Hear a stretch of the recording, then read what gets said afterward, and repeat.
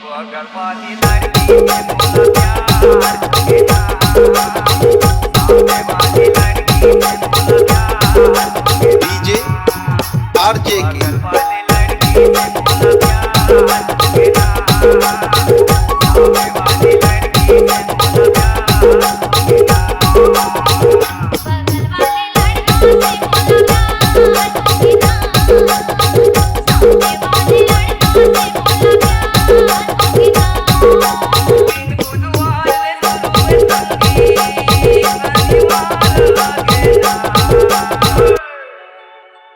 बगल वाली DJ RJ के सामने वाली लड़की से बोला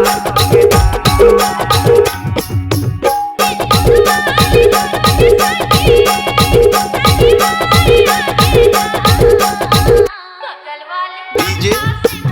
आरजे के